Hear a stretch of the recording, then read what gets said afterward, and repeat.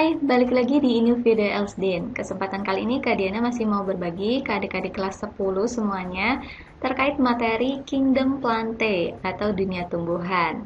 Kalau kemarin kita udah bahas kelompok Bryophyta atau lumut, hari ini kita akan membahas kelompok Pteridophyta atau paku.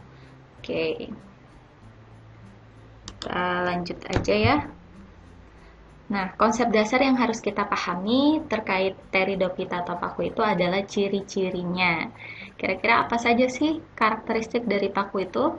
Yang pertama, dia terkategori Tracheophyta, ya, sudah memiliki pembuluh angkut. Pembuluh angkutnya itu berupa xilem dan phloem.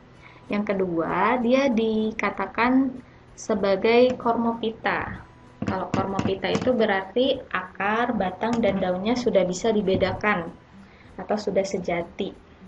Terus dia punya rizom, ya, rizoma, batang yang menjalar yang terbenam di dalam tanah. Kemudian daun mudanya itu menggulung atau nama lainnya itu adalah circinate. Nah, untuk tipe daun pada paku sendiri itu dibedakan menjadi dua, ada berdasarkan ukuran dan juga berdasarkan fungsi.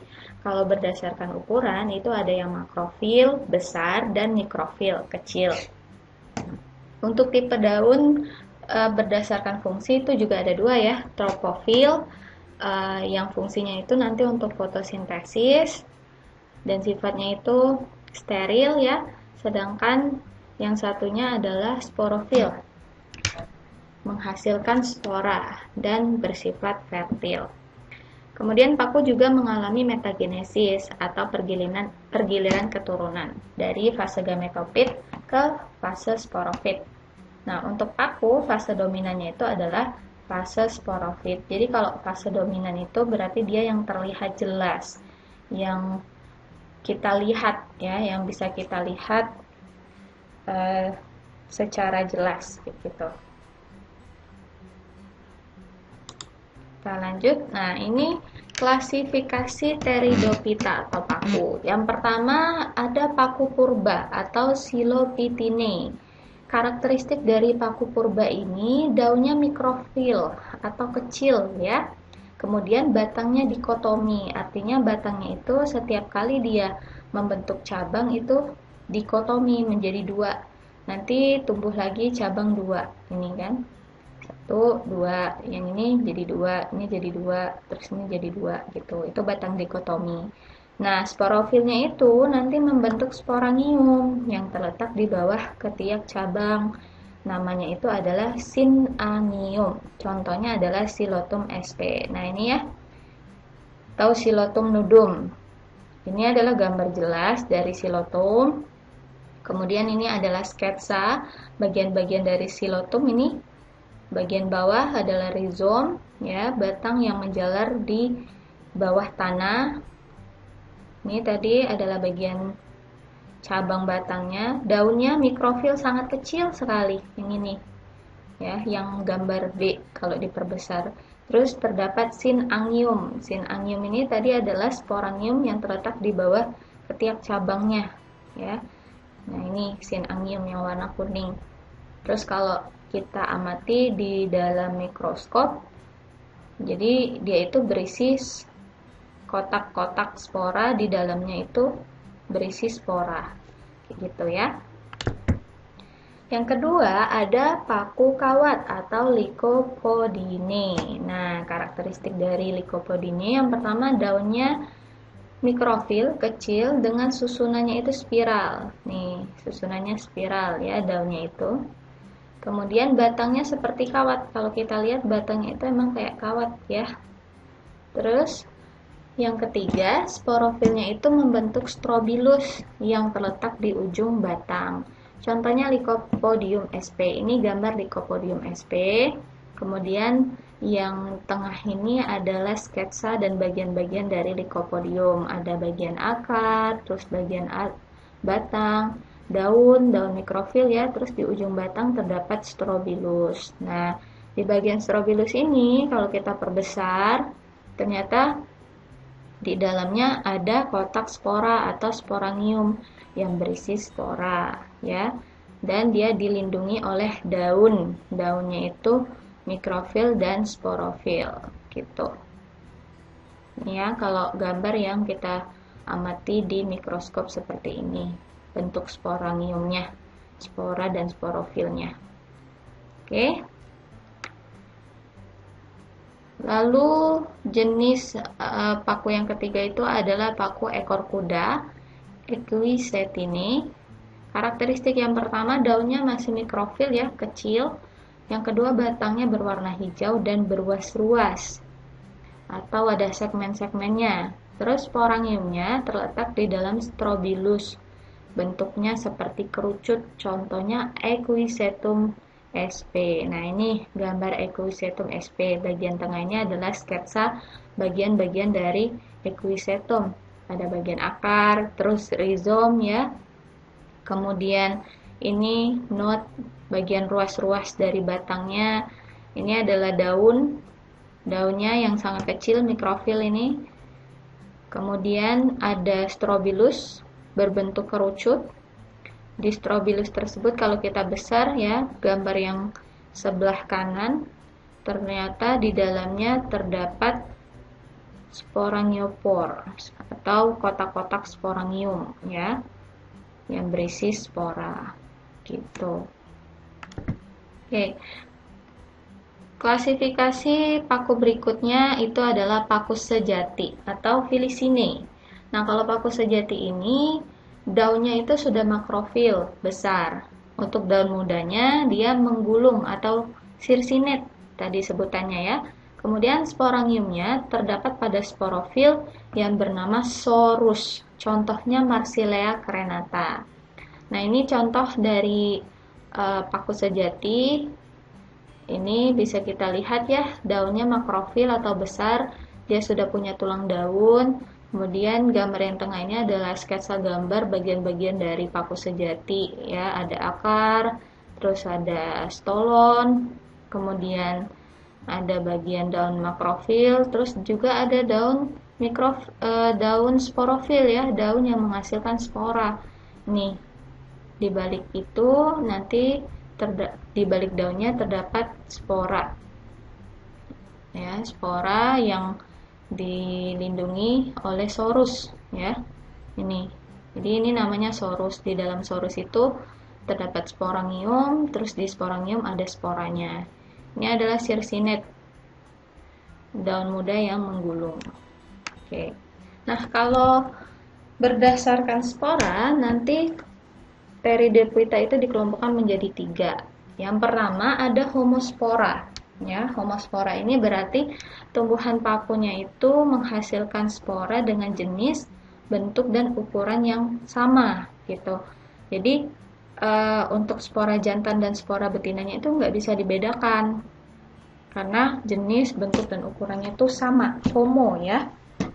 Contohnya itu pada Lycopodium sp. Nah, untuk diagram metagenesisnya itu dimulai dari spora.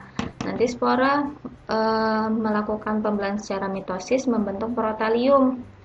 Ya, protalium lalu nanti akan membentuk gamet, antheridium, gamet jantan, archegonium dan gamet betina. Masing-masing gamet ini menghasilkan sel gamet ya, yaitu spermatozoid, archegonium ovum. Lalu terjadi fertilisasi, membentuk zigot. Nanti zigot ini tumbuh menjadi tumbuhan paku homospora.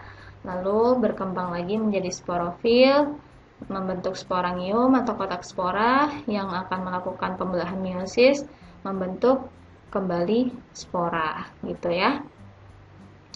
Jadi dia akan kembali ke atas ini. Nah, dari spora sampai membentuk ovum dan spermatozoid itu merupakan fase gametofit. Sedangkan dari zigot sampai membentuk sporangium itu adalah fase sporofit. Nah, fase sporofit inilah yang dominan untuk di paku gitu ya. Jadi tumbuhan paku ini fase dominannya adalah fase sporofit pada saat dia menghasilkan spora gitu. Oke, yang kedua itu adalah heterospora. tumbuhan paku yang menghasilkan mikrospora, spora jantan, dan makrospora atau spora betina. Atau bisa kita katakan ya, antara spora jantan dan spora betina itu dibedakan berdasarkan ukurannya. Ya, kalau yang jantan dia ukurannya kecil, mikro, sedangkan yang betina ukurannya makro, ya. Nanti masing-masing dari spora tersebut membentuk protalium, lalu membentuk gamet, ya, antheridium dan archegonium, menghasilkan sel gamet, spermatozoid dan sel telur, lalu terjadi yang namanya fertilisasi, menghasilkan zigot, ya, lalu berkembang menjadi tumbuhan paku. Tumbuhan paku ini nanti menghasilkan mikro dan makrosporofil, lalu membentuk mikro dan makrosporangium, menghasilkan sel induk mikrospora dan makrospora, lalu siklusnya kembali lagi ke atas. Dari makrospora sampai dia membentuk sel gamet, sel telur atau sel spermatozoid itu adalah fase gametofit. Sedangkan dari zigot sampai membentuk sel induk makrospora dan mikrospora itu adalah fase sporofit, yaitu fase dominan dari tumbuhan paku. Seperti itu ya. Oke. Yang terakhir itu adalah paku peralihan. Jadi untuk klasifikasi peralihan ini, tumbuhan pakunya itu menghasilkan spora, ukurannya sama, namun ketika berkembang masing-masing spora itu yang sama, ada sebagian dapat tumbuh menjadi tumbuhan jantan dan sebagian lain menjadi tumbuhan betina gitu. Contohnya adalah Equisetum debile gitu. Jadi diagram metagenesisnya ya, untuk spora jantan dan spora betina itu berbeda bentuk dan jenis, makanya masing-masing ada dua nanti ya. Spora jantan menghasilkan protalium jantan, spora betina menghasilkan protalium betina.